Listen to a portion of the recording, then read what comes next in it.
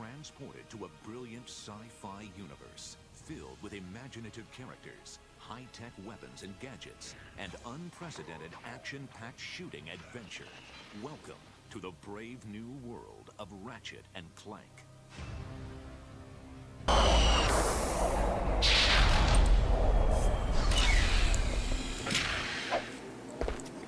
Welcome to my challenge course. Now is your chance to prove yourself strong and brave, like me.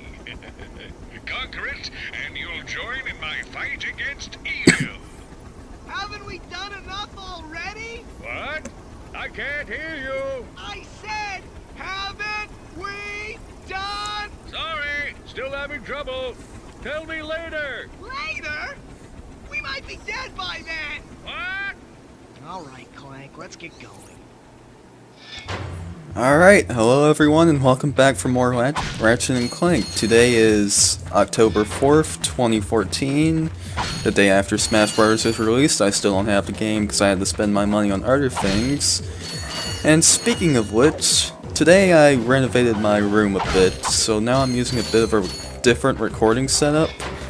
So my TV and my desk are pretty much neck and neck to each other now, which basically means like my computer screen is to my left, my TV screen is right in front of me.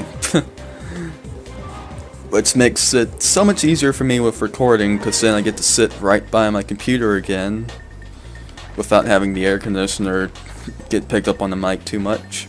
But unfortunately it also means that I'm using my computer chair again instead of, you know, my normal cushy chair. But hopefully you won't hear the squeakiness a bit too much. I'll try to maybe turn my mic off during some cutscenes if I really need to be quiet, but otherwise I'm gonna try and stay still. See, I'm moving around right now, but at least my chair's not squeaking right now. But anyways, enough rambling. Time for Planet Umbrus. I actually really like this level. It's kind of interesting how it's a level that technically has no enemies. These are just obstacles, but they're also what you really need ammo for this early in the game, because if you've noticed, I've barely been using some of my weapons. I've used the Pyroster quite a bit, I've noticed, but other than that, so yeah, this is kind of the last level of, I guess, the first act of the game. You know, after this will basically be about a third of the way through the game, so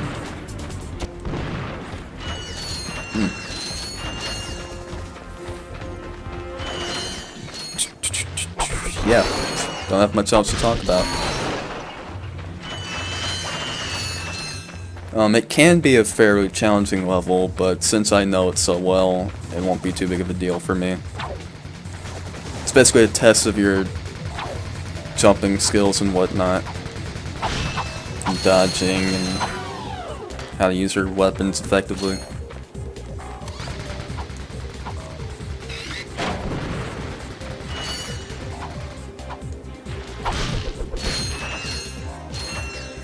Alright, now these bomb things are basically mines. They'll kind of activate and start tracking you if you get close to them, so it's best to use a Pyroster on them. I don't think I've brought this up yet, but you have to double tap triangle to switch between weapons and gadgets. It's honestly kind of annoying. In the later games they changed it to just tapping triangle once. I'm gonna turn the volume down on my headphones a bit because I can't even hear myself talk. Yeah, it's a very welcome change if you ask me. It also gets kind of annoying how we only have 8, you know, sections on our quick select ring. So we can only hold up to 8 weapons on there at a time. They fixed that in the later games. I believe in Ratchet and Clank 3 you get 2 rings, and then the other games from then on have 3 rings. Which is typically enough for everything you will need. Anyways, these things. I don't know why they didn't do that from the beginning. It would have been nice if they, you know, put this little thing called effort into the HD remakes and actually add that stuff in, and even add like a legit actually good, useful strafing mode in this game, because there is actually a strafing mode in this game, but it's incredibly stupid, and we don't get it until way later. It's something you unlock, and the game teaches you about it, but you'll never use it, because it's useless and terrible. You know, Agent 9 and Spyro 3 had strafing. Why couldn't this game have an improved version of that strafing?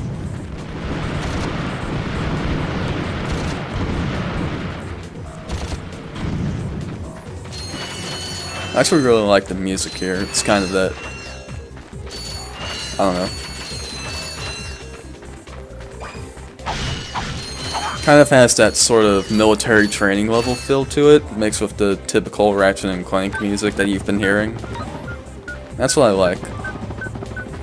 I do like the sort of, I guess, variety Ratchet and Clank levels have. It's mostly like you'll be in a level that's really bright and colorful, but then you'll be in one that's really, you know, dark, gray. Not necessarily all gray. This one's more brown. This is more like Call of Duty.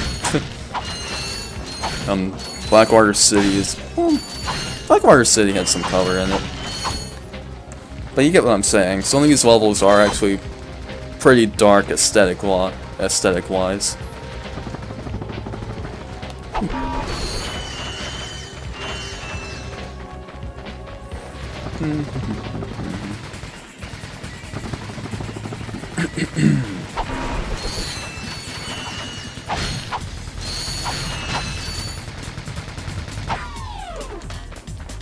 It's kind of funny how you can't actually destroy those. You see those turrets again in a later level, and that level is kind of the worst level in the game in my opinion, but in fact it's the level where all of my problems with this game, the first game specifically, come into fruition, but you'll see you'll see what I mean when I get there.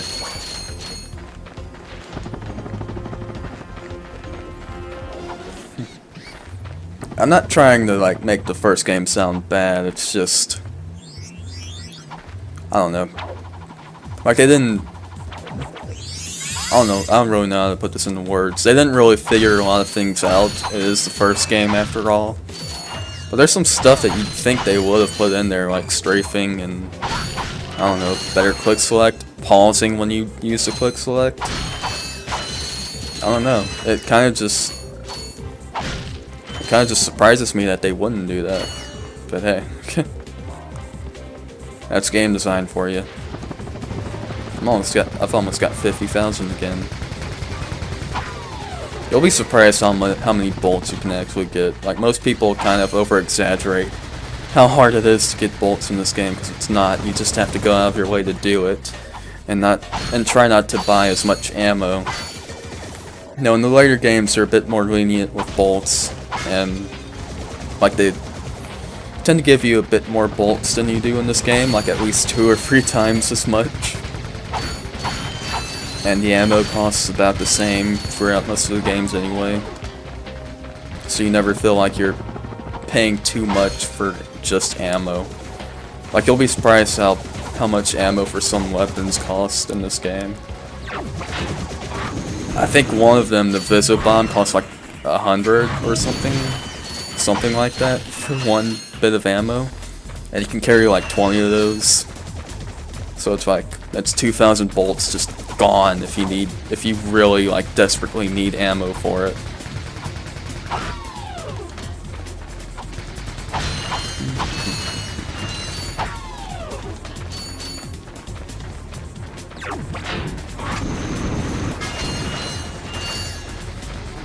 But even then, they do a pretty good job of ordering the area with ammo crates, so it's not too big of a deal. At least from what I found. And yes, there's a reason I'm not pressing these buttons. It's because I want all of the bolts.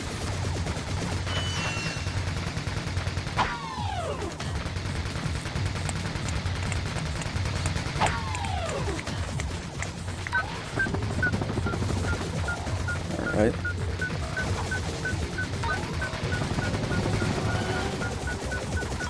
Button. You know, it's actually a bit later than I usually record. It's almost 7 o'clock at night. I usually record earlier. Like, I usually record around noon. Like, I'll probably eat lunch / late breakfast and then just come in here and start recording.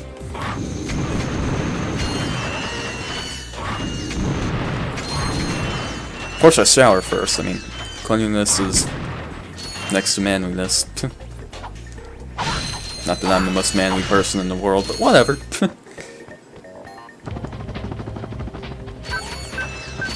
Nice Quark statue. I thought the button was over there. You'll be seeing these switches a lot in this game, actually. They only really appear, well, they kind of come back in Total Destruction, so never mind. But you see them a lot in this game. We'll be seeing, like, I remember one specific instance in a later level of the game. I don't know. But you see them a lot in this level. I'm guessing it's, like, tutoring you on how to use them. Oh. So I've been doing a bit of experimentation with this game. I actually rendered the videos for this game at, that's the wrong thing, in 60 frames per second. Now that thing is going to be on the side of the screen forever. What the heck?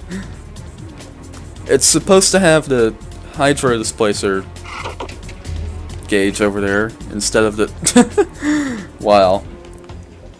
Nice job, Idle Minds. I wonder if that glitches in the PS Vita version. Probably isn't, because I think they got, I could be wrong about this, but I think they got Mass Media, the same people who did the Jak and Daxter collection. They did a pretty good job with that. There's a couple of little graphical nuances that you won't really notice unless you played the ever-loving crap out of the original trilogy. And my main gripe about those games is that in Jak 2 and 3 you had this, it wasn't too realistic, but it was, you know, I don't know how to put it. It was a really good looking sun. Like, it was actually a big bright light in the sky and it looked amazing.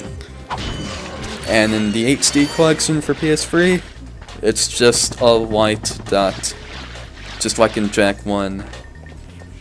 I don't know if that was intentional, if that just kind of happened for some reason. I don't know. Another thing you'll notice is in Jak 3, and if anyone's played that game, you'll know about this thing called the Daystar. It's this big purple light in the sky that's supposed to get bigger as you go through the game. Yeah, you don't actually see that during gameplay. You'll see it in cutscenes, and the cutscenes are running on the in-game engine, but you only see it when, like, the cutscenes specifically specify it to be there. You don't see it in normal gameplay, and it just kind of irks me, but I don't know. I can kind of understand why they wouldn't notice that. But I mean, the giant helmet in Ratchet and Clank 2 and 3, like, how would Idle Minds have not thought to try and fix that? Like, it's cool that they got the online multiplayer to work and whatnot. I played a bit of the online multiplayer. It works actually very well from what I can remember. It's been about a year since I even tried it. I haven't even had time for any online multiplayer lately.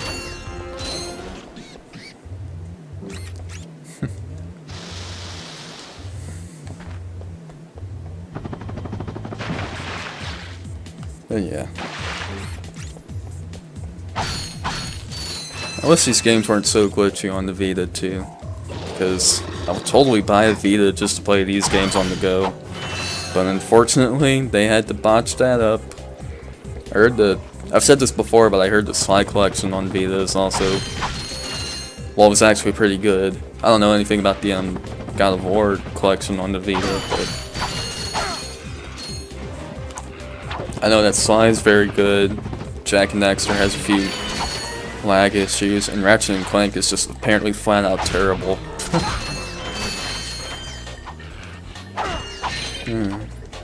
I actually really want to play for the Jak and Daxter games. It's funny because I haven't. If anyone's wondering why I haven't LP'd the Crash Bandicoot games, it's because, well, I don't know those games as well as Spyro. And the only one I ever beat like 100% was Crash Bandicoot 3. Got about halfway through Crash 2. I could finish that if I wanted to, but I've just been focusing on other things.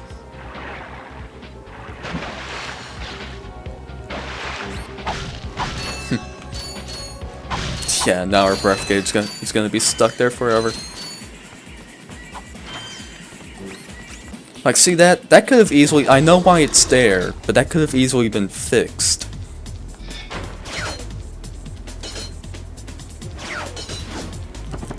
Like, did they just test this game on like 480i televisions or something? You know, 4x3 non-widescreen TVs?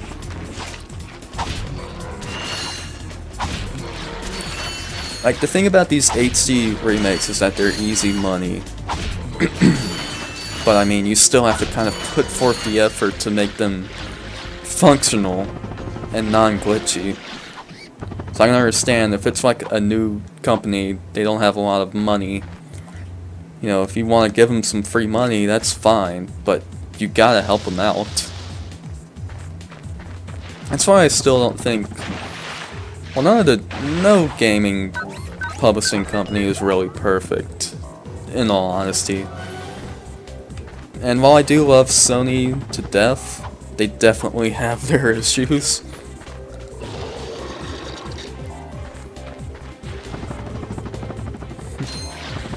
And it just seems weird to me how they would just throw this on some random company. They could have had like an in-house company do this. It's not like they don't have enough of them. Don't they have? How many do they have? No, they have their Japan studio, Santa Monica studio, San Diego studio.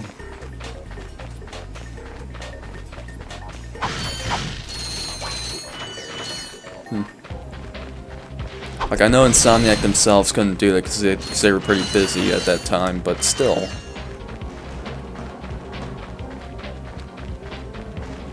Couldn't have even worked on a patch, huh? But anyways, a room full of ammo, long hallway. Looks like there's kind of a big open area down there. Gee, I wonder what's going to happen. Well, well, you two continue to surprise me. Step into the ring of heroes, and I will finally give you what you deserve. Ratchet, this is no time for you to become cautious. We have reached our goal. I don't know. There's something fishy going on here. Listen to your little metal friend, Ratchet. Your destiny is mere steps away.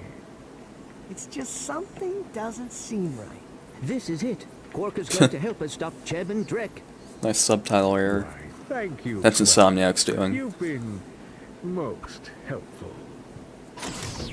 Plot twist! Get off of me, you idiot! I love it when a plan comes together. What do you mean? What do you think he means, genius? He's not gonna help us. He's gonna kill us. You catch on quick.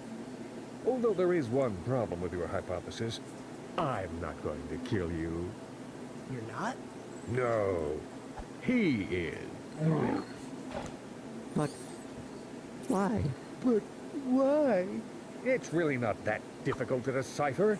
I'm the official spokesman for Drek's new planet. I can't have you two getting in the way of my comeback. This isn't over, Quark. No, but it will be soon. Alrighty then. Best tactic to use for this boss, just pull out the blaster and keep shooting at him. Do a backflip when he does that. Try to keep in close enough range to him that the reticle will appear on him.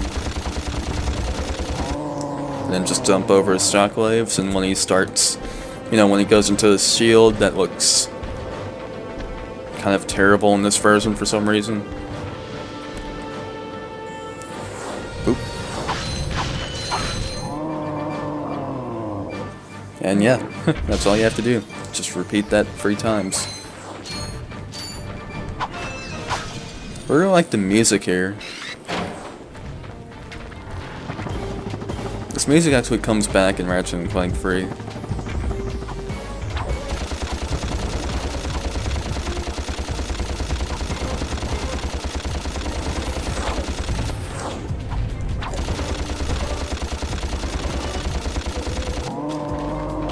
Alrighty then. I was mentioning earlier about how I've been rendering videos at 60 frames per second, and it takes about twice as long as rendering at the usual settings, which is 30 FPS, but when I upload them to YouTube, they still kind of end up getting knocked down to 30 frames per second for some reason. Guessing, so I was doing that to see if YouTube had implemented the feature yet, but nope. Alright, you gotta watch him on his third phase. He'll do this vortex move. This vortex will come out of his mouth that will suck out all your ammo. So you don't want to get too close to him this time, and he's getting really close right now.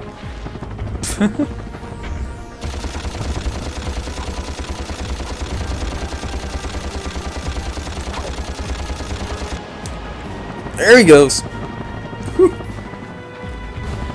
Come on, I really only need to get like one bullet on him. Okay, maybe more. A lot more. There we go. Yeah, you don't want to get all the ammo sucked out of you. Because I don't even think the game will give you all of them back. Anyways, he is down for the count. He fell for the same damn thing 3 times.